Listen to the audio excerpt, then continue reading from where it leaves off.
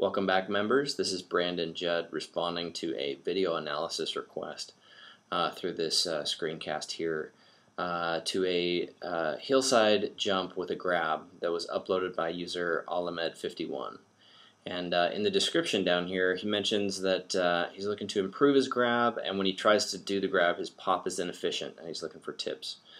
Alright, so this is a very common issue that people run into, and I'm going to help you with a couple of those steps. First of all, in your video, I did notice something that is going to creep into your toe side jumps and make your toe side jumps inefficient. And the first thing is this body position. Again, we talk about this a lot, but this is a very common issue. When you're edging out, a lot of people have the tendency to kind of lean in the direction that they are wanting to travel. And they like to kind of hunch over, thinking that this will give them extra leverage against their toes. When in reality, this kind of broken position is really bad to resist the pressure from the wake when you go to jump the wake. So although you may be able to efficiently edge out like this, it's setting you up for bad habits moving forward when you start doing some toe side jumps.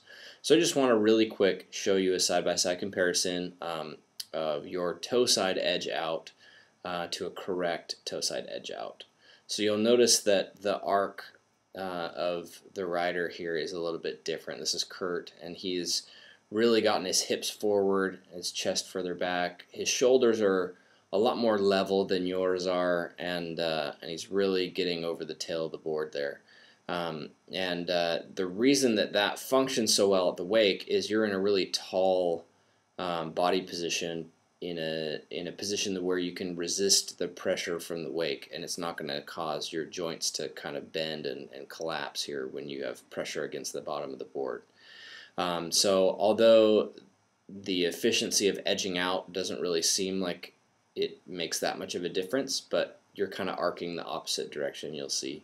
Again, this is very normal, and I know this isn't what you sought out from us, but I figured it was worth mentioning so that we can hopefully prevent some issues on your toe side in the future. So if you just edge out with your hips drawn forward and your shoulders arced back a little bit, and you just practice edging out on your toes that way before you do all your heel side jumps, this is going to make your edge out more efficient, and it's going to set you up for better toe side jumps in the future. So that being said, let's move on to your heel side jump with the grab. So here's the common thing that happens all the time is most people, when they edge through the wake without a grab, they have no problem standing tall and then staying tall in the air, because there's really nothing you have to think about. All you have to think about is right here at the wake, is being able to edge in and then stand tall and resist that pop. And then once you get in the air, nothing really matters, so you kind of relax in the air.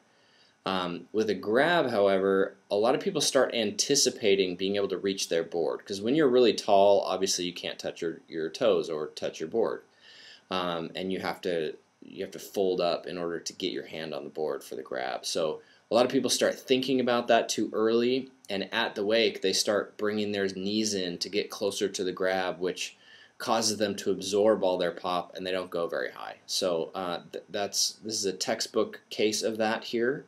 So this is one of the issues you're running into, which is really the only problem I see, but we can help you fix that. So let's watch what happens here. You'll notice that this is about the tallest position you get in, and from here you just start getting lower and lower and lower. So let's kind of play this out. So you're a little lower, a little more seated. It's going to keep getting lower and lower. See how you're really crouched right here at the wake.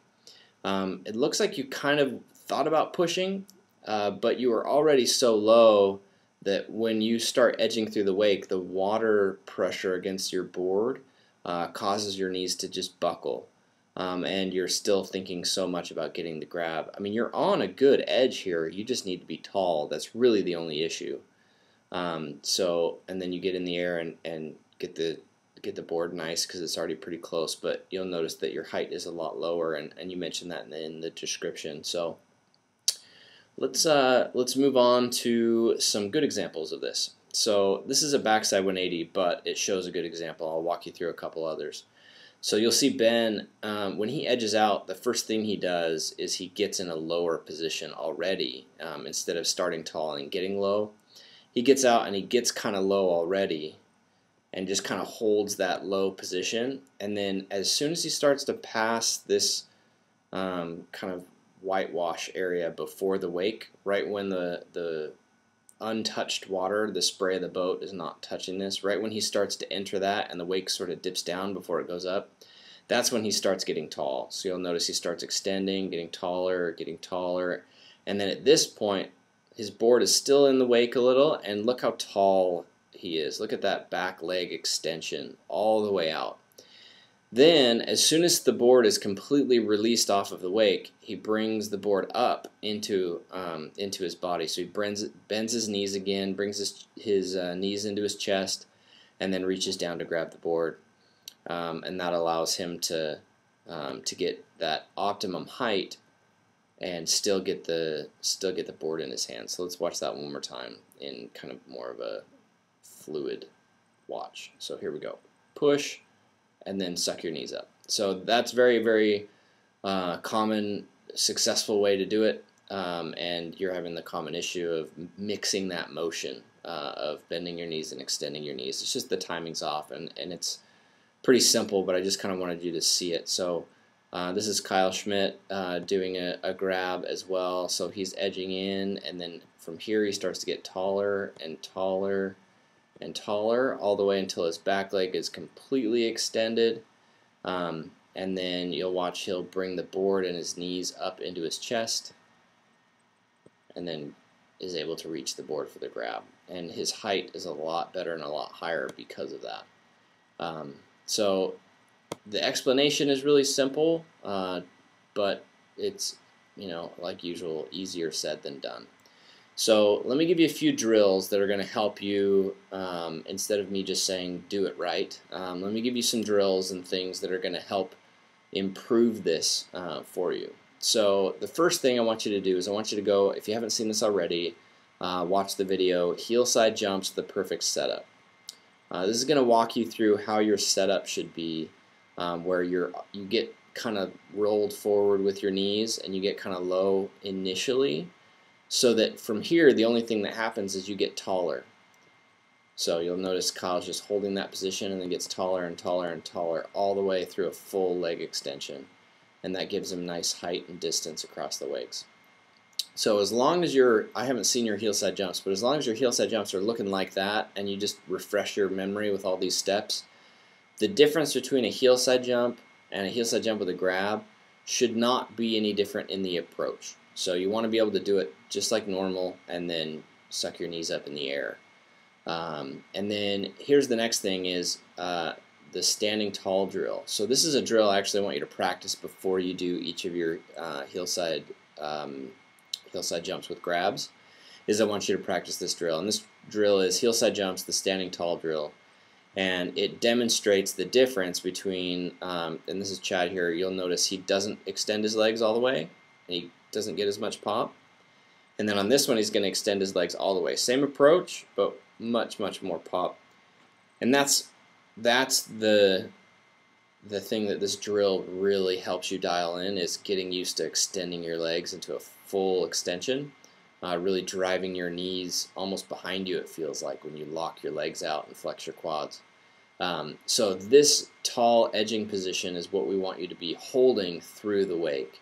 And I want you to practice this drill and then go try some heel side grabs, and then practice this drill and try some heel side grabs. And when you're at the wake trying your heel side grabs, I want you to focus on getting in this position, in this tall position. And then once you're in the air, just like Kyle does here, once you're in the air, then you can bring your legs in. But I don't want to see you sacrificing any pop. I skipped a little bit there. I don't want to see you sacrificing any of your pop by absorbing any of that. So back leg should be fully extended. Then you can bring it into your chest. So that's about it. Again, easier said than done, but if we can get you given that full extension all the way through the wake, then your jumps are going to be a lot higher, your grabs are going to be a lot easier to get, and you should be good to go. So if you have any questions, feel free to hit us up down here in the comments section. or you can take what we've talked about today, implement them, record it again, and submit another video for analysis if you're still having issues. Otherwise, good luck, and we'll see you around the site.